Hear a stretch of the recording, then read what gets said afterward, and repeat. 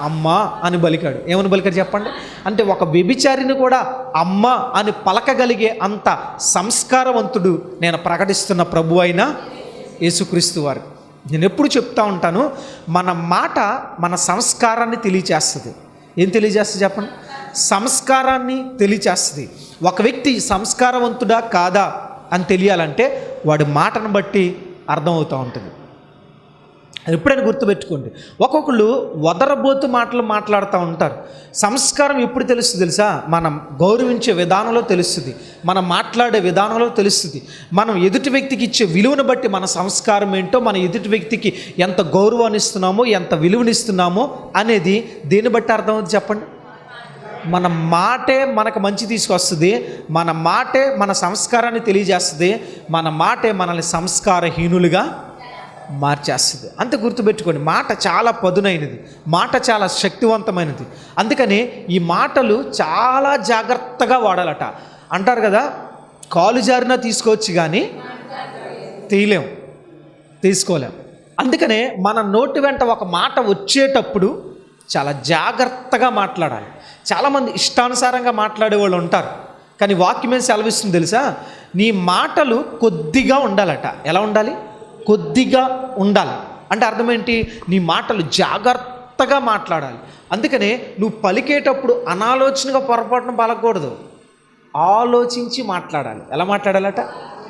ఆలోచించి మాట్లాడాలి. మీకు విషయం తెలుసా? మనం ఆలోచించి ఎప్పుడైతే మాట్లాడతామో మన సంస్కారం ఏంటో అర్థమవుతూ ఉంటుంది.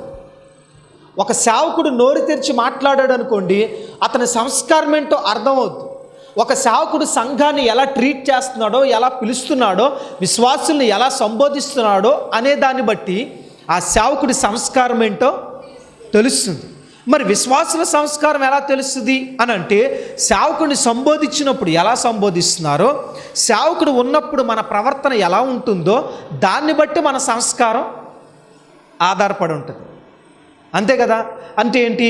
ఇప్పుడు నేను సేవకుడిగా ఉన్నాను, సాధ్యమైనంత వరకు సేవకుడు నోటి వెంట రావాల్సిన మాట ఏంటి అని అంటే అమ్మా అనే మాట రావాలి. ఏ మాట రావాలి? సంస్కారంగా, అంటే ఖచ్చితంగా ఆ మాట రావాలి. బ్రదర్ అయితే పేరు పెట్టి పిలవాలి, లేకపోతే బ్రదర్ అని పిలవచ్చు, లేకపోతే పేరు పెట్టి పిలవచ్చు. చిన్నవాడైతే ఒరే అని పిలిచినా తప్పు కాదు. పెద్దవాళ్ళనైతే గౌరవించి మాట్లాడాలి, చివరిని ఎవండి అని తగిలించగలగాలి. అలాగా సంఘంలో ఉన్న వయసులను బట్టి, వారి పరిస్థితులను బట్టి ఖచ్చితంగా మాట్లాడాలి. అలా కాకుండా సంఘంలో డబ్బున్న వారిని గౌరవంగా, డబ్బు లేని వారిని సామాన్యంగా మాట్లాడే సేవకులు ఉంటారే, అది కాదు. దాన్ని బట్టి ఒక సేవకుడి సంస్కారం ఏంటో అర్థమైపోద్ది, సేవకుడి పరిస్థితులు ఏంటో అర్థమైపోతాయి. అర్థమవుతుందా? చాలా సంఘాల్లో జరుగుతున్నది ఏంటి అని అంటే, డబ్బున్న వాళ్ళు ఒక్కోలో ఉంటారు, డబ్బు లేని వాళ్ళు రెస్పెక్ట్ వేరేగా ఉంటుంది. డబ్బులున్న వాళ్ళతో సంఘంలో పరిచర్య చేయించరో, డబ్బు లేని వాళ్ళు తీసుకొచ్చి సంఘంలో పరిచర్య చేయిస్తూ ఉంటారు. అది వాక్యానుసారము కాదండి. నేను ఎప్పుడు చెప్తా ఉంటాను, సంఘంలోకి వచ్చిన ప్రతి ఒక్కడో కూడా ఎలాంటి వాడు చెప్పండి? సమానమే. ఉద్యోగస్తుడైనా, వ్యాపారస్తుడైనా, కూలి పని చేసేవాడైనా, అర్థమవుతుందా?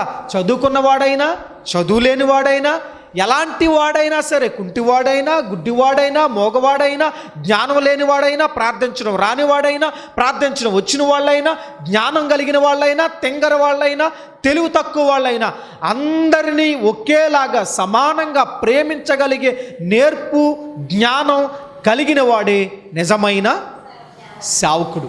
ఇది నిజమైన సేవకుడికి ఉండాల్సిన లక్షణం. అలాగని ఎవరు చెప్పారు? ఇది దేవుని వాక్యం చెప్తుంది. ఈ ఉపదేశాన్ని మేమేం చేయాలి? ముందు అంగీకరించాలా? ఈ ఉపదేశాన్ని మేమేం చేయాలి? ఇప్పుడు బైబిల్ యేసయ్య మాకు ఎలా ఉపదేశం చేస్తారు అని అంటే, మోకాళ్ళుని ప్రభు దగ్గర మేము అడుగుతాం. అప్పుడు ప్రభు మాకు ఏం చేస్తారు? మాకు ఉపదేశం చేస్తారు. ఆ ఉపదేశాన్ని పట్టుకొచ్చి ఎవరికి చెప్పాలా? మీకు చెప్పాలి. అంటే నాకు నేర్పేది ఎవరు? ఇప్పుడు దేవుడు వాక్యాన్ని మాకు నేర్పించినప్పుడు వాక్యంలో స్పష్టంగా ఉంది కదా, ఆది యందు వాక్యం ఉండెను, ఈ వాక్యమే. ఇప్పుడు ఈ వాక్యం నాకు ఉపదేశం చేస్తుంది. నేను చదువుతున్నప్పుడు వాక్యం నాతో మాట్లాడుతుంది. ఈ వాక్యం నాతో మాట్లాడినప్పుడు ఈ ఉపదేశాన్ని జ్ఞానం కలిగిన వాడు ఏం చేస్తాడు? అంగీకరిస్తాడు. జ్ఞానం లేనివాడు ఏం చేస్తాడు? వదరబోతుల మాటలు మాట్లాడతాడు. అంటే దీంట్లో ఒకటి ఉంటుంది, వీడు ఒకటి మాట్లాడతాడు. దీంట్లో ఒకటి ఉంటుంది, వీడు ఒకటి చెప్తాడు. నిజమే కదా? అసలు ఆలోచించేయండి.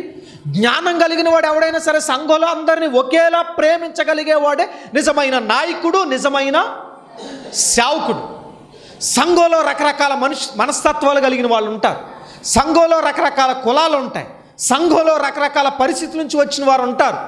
ఎలాంటి వాళ్ళైనా సరే సంఘంలో అందరినీ ఒకేలా ప్రేమించాల. అది సేవకుడికి ఉండాల్సిన ప్రాముఖ్యమైన లక్షణం. ఇది నాన్న, ఇది బాగా చూడండి. మన ఏరియాలో మనం వింటున్నాం, ఇప్పుడు చాలా చోట్ల వింటున్నాం. ఈ రోజున సంఘాల్లో కులాల జబ్బు కూడా వచ్చేసింది. ఇది నాన్న, ఇది ఇంకా అసహ్యం.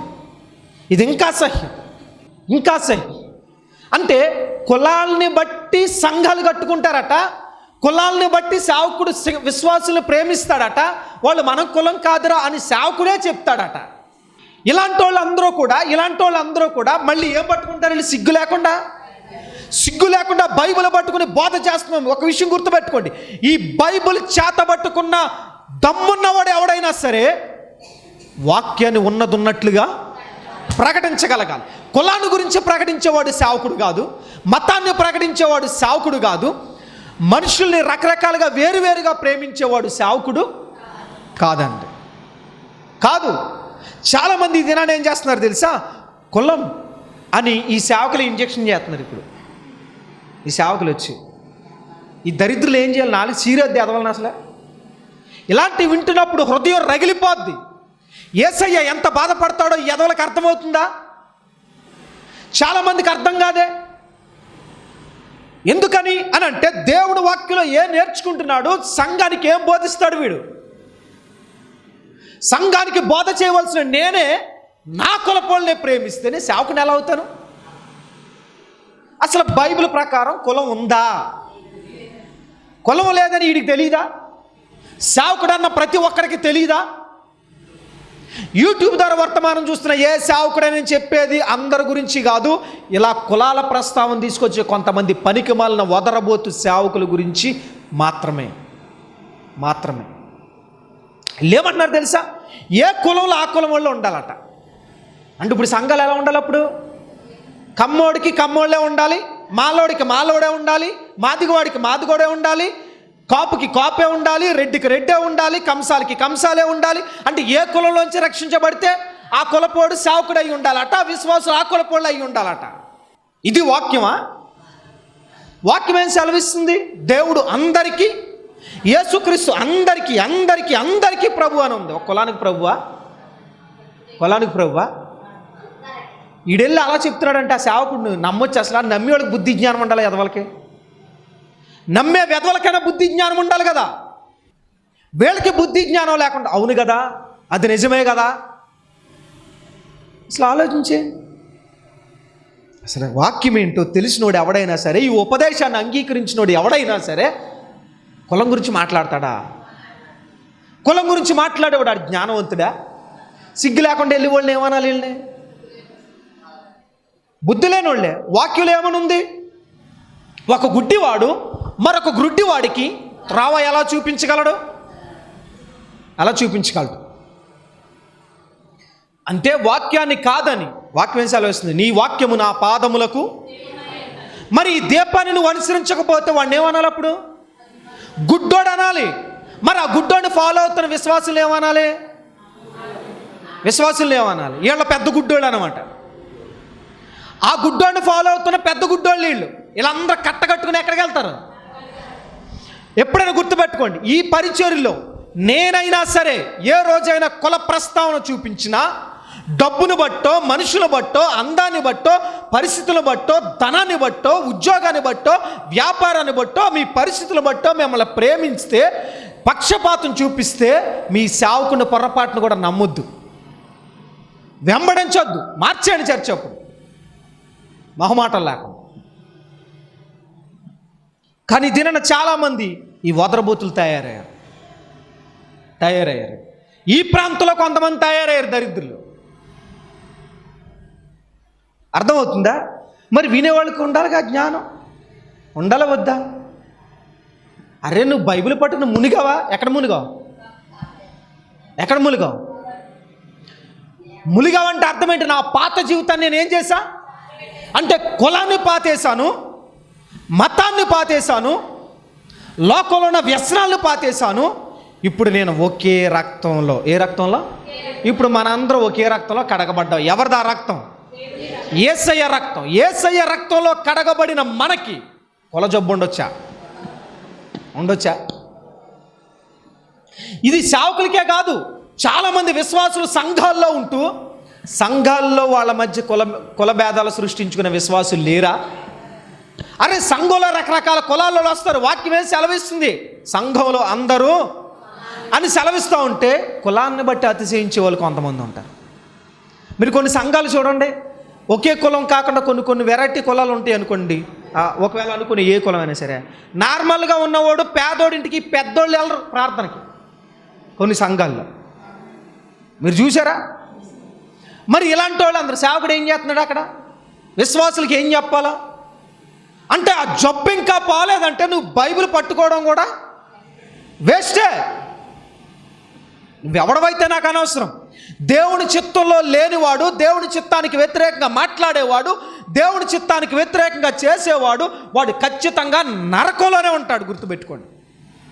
ఈ రోజున దేవుడు వాక్యం చేతబట్టుకుని పేరు మార్చుకుని మేము ఆత్మీయులు అని చెప్పి ముసిగేసుకుని ప్రార్థించే వాళ్ళైనా, ఆరాధించే వాళ్ళైనా, పాటలు పాడేవాళ్ళైనా, నువ్వెవరమైనా సరే మందిరానికి వెళ్తూ కూడా ఇంకా హృదయంలో వీడు నా కులపోడే, ఈమె నా కులపామే, వీడు నా కులమోడు కాదు అంటూ మందిరాల్లో సిగ్గు లేకుండా కూర్చుని ఇలాంటి హృదయాల్లో భేదాలు పెట్టుకునేవాడు ఎవడో కూడా ఎక్కడ చేరడం?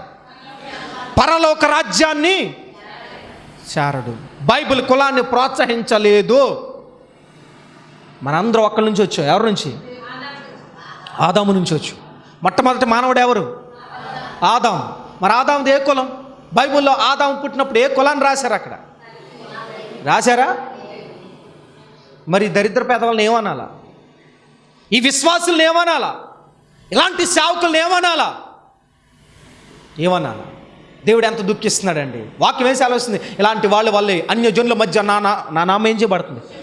దూషించబడుతుంది. ఈ రోజున దేవుడు ఎందుకు దూషించబడుతున్నాడు తెలుసా? బైబిల్ పట్టుకున్న వాళ్ళ వల్లే. ఈరోజు కొంతమంది అగ్రకులం అని చెప్పుకున్నారు, కొంతమంది సామాన్యమైన కులం అని చెప్పుకున్నారు. వీడికి క్యాస్ట్ ఫీలింగ్ ఉంటుంది, వాడికి క్యాస్ట్ ఫీలింగ్ ఉంటుంది. ఆ క్యాస్ట్ ఫీలింగ్ ఉందనంటే నువ్వు మనిషివి కాదు అసలు. ముందు మానవత్వం ఉన్నవాడు ఎవడైనా సరే, వాక్యాన్ని అనుసరించేవాడు ఎవడైనా సరే ఉపదేశాన్ని ఏం చేస్తాడు తెలుసా? అది జ్ఞానవంతులు చేసే పని. జ్ఞానం కలిగిన పుస్తకం మన చేతిలో ఉంది. 66 పుస్తకాల బైబిల్ మన చేతిలో ఉంది. మీరు ఆలోచించండి. అర్థం ఇష్టం లేనివాడు ఎవడన్నా ఉంటాడా? అర్థం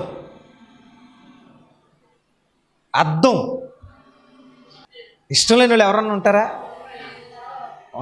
ఉండరు కదా. అందరికి అర్థం ఇష్టమే. పొద్దున్న లేతో 100 సార్లు చూస్తావు, అంతే కదా. అలాగే దువ్వనంటే ఇష్టం లేనివాడు ఎవడన్నా ఉంటాడా? మనకు ఉదయం లేస్తే మనకు కావాల్సింది ఏంటి? అర్థం చూసుకోవడానికి, అంటే మన బ్రతుకును మార్చుకోవడానికి. నువ్వు ఎలా ఉన్నావు అని చూపిస్తే దాన్ని మార్చుకోవడం. దువ్వెన ఎందుకు? వంకరగా ఉంది, దాన్ని ఏం చేయడానికి? సరి చేసుకోవడానికి. బైబిల్లో 66 అర్థాలు ఉన్నాయి. 1189 దువ్వెనలు ఉన్నాయి సరి చేసుకోవడానికి. అర్థమవుతుందా? మరి దీన్ని చూసినప్పుడైనా సరి చేసుకుని ఆడవాళ్ళగా. 66 అద్దాలు కలిగిన ఈ పుస్తకం నీ చేతిలో పెడితే, వాక్యం అద్దంతో పాల్చబడితే, అద్దంలో నువ్వు చూపించుకుంటుంటే, నువ్వు కులం అని హృదయంలో ఉన్నప్పుడు నీ హృదయం స్కాన్ చేయదు. అది ఉన్నవాడు లేనివాడు అని హృదయంలో అనుకున్నప్పుడు నీ హృదయం స్కాన్ చేయదు. అది చేయదా? మరి సిగ్గు లేకుండా బైబిల్ పట్టుకుని ఎలా వస్తారండి వీళ్ళు? సిగ్గు లేకుండా బైబిల్ పట్టుకుని వాక్యాన్ని ఎలా ప్రకటిస్తారు? వాక్యం ఏం సెలవిస్తుంది? ఈ మూర్ఖ జనం మధ్య, వక్ర జనం మధ్య జీవ వాక్యముని చేతబట్టుకుని జీవ జ్యోతుల వలె మనం కనిపించాలట. ఎలా కనిపించాలి? ఎలాంటి మనుషుల మధ్యలో మనం ఉన్నాం? వక్ర జనం మధ్యలో మనం ఉన్నాం. వక్ర జనం అంటే ఎలాంటి తెలుసు? వంకర జనం. ఎలాంటి వాళ్ళు అండి? వంకరోళ్ళు. అంటే వంకరోళ్ళు అని అంటే దేవుడిని నమ్మనోళ్ళనా?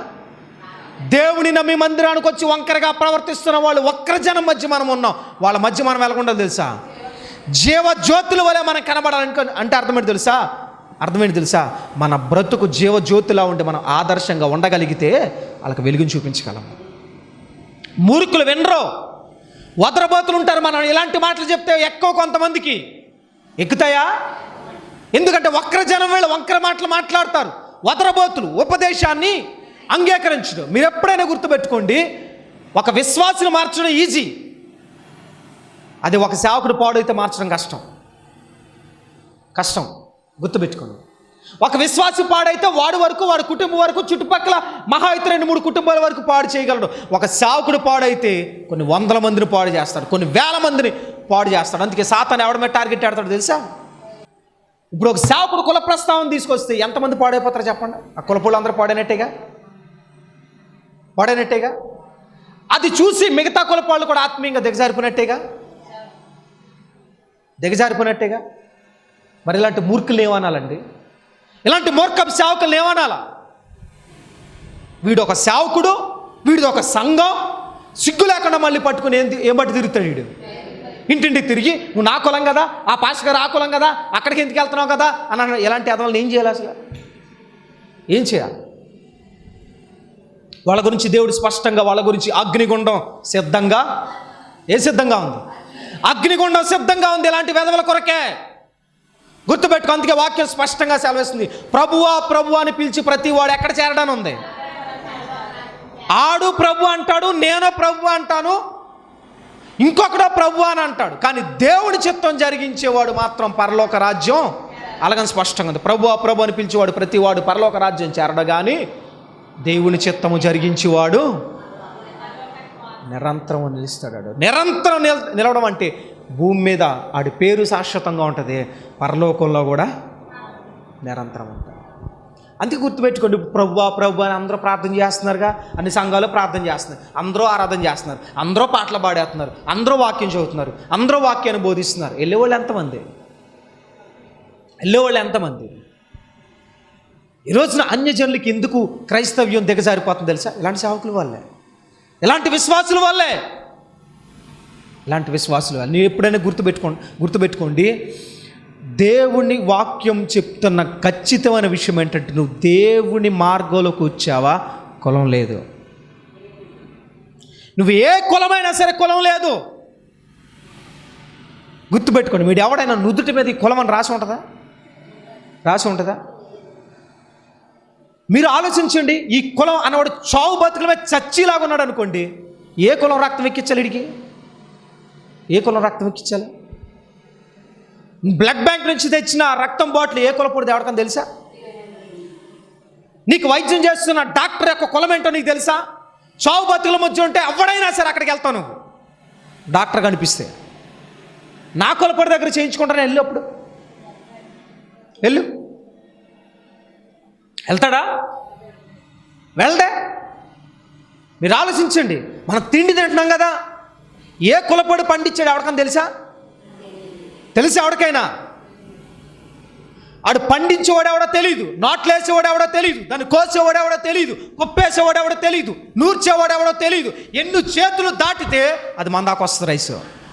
మరి కుల పట్టిప్పున్నప్పుడు నా కులపొడి అని చెప్పి ఆడు పండించింది వాడి చేతులతో వాడే పండించుకు తినొచ్చుగా.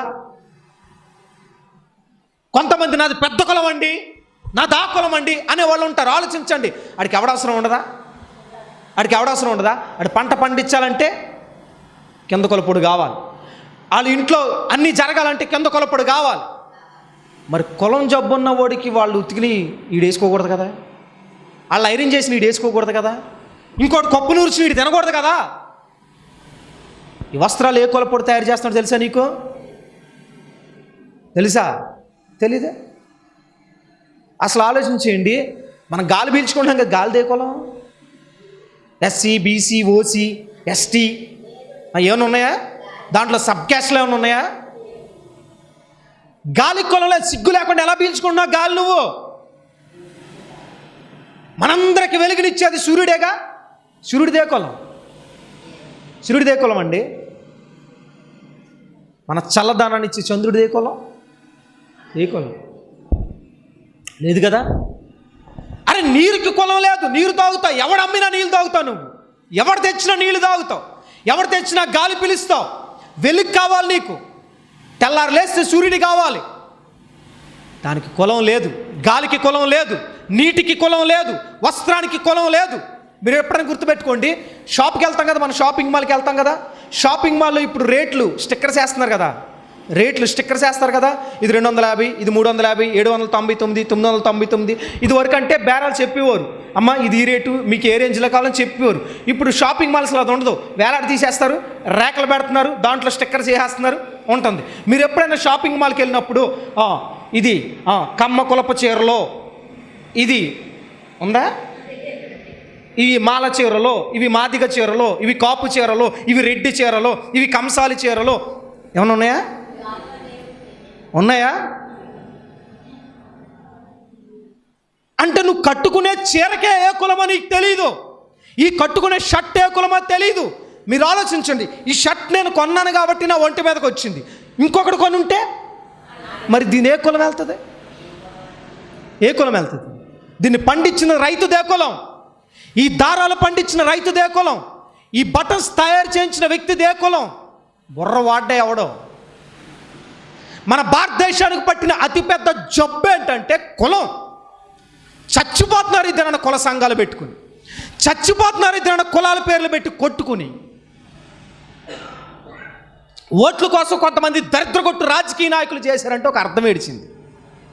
బైబిల్ చేత పట్టుకున్న నాయకులు కూడా, సేవకులు కూడా ఈ మాటలు మాట్లాడి ఈ వెధవలను ఏమనాలండి? అసలు ఈ వెధవలను ఏమనాలి? ఈ బైబిల్ తయారు చేసినోడు దేకులం. ఎందుకు పట్టుకున్నా బైబిల్? పేపర్ ఎక్కడి నుంచి వస్తుంది? పేపర్ తయారు చేయాలంటే వెదురు పండించాలా, వెదురు పండించాలంటే ఒక రైతు పండించాలా, దాన్ని క్రాఫ్ట్ చేయాలంటే ఇంకొకటి చేయాలి, దాని మిషనరీ వర్క్ ఇంకొకటి చేయాలి, దాన్ని పేపర్గా ఇంకొకటి మార్చాలి. ఇంతమంది తయారయ్యి దీని మీద ప్రింటింగ్ అయ్యి, ప్రింటింగ్ ప్రెస్, ఇవన్నీ కలగలిపితే ఈరోజు చేతులకు బైబిల్. ఏ కులపోటు చేస్తే బైబిల్ చదువుతున్నావు నువ్వు సిగ్గు లేకుండా? చేస్తావు. అరే షర్ట్కి కులం లేదు, ప్యాంటుకి కులం లేదు, వాచ్కి కులం లేదు, నువ్వు కొంటున్న ఫ్రిడ్జ్కి కులం లేదు. ఉందా?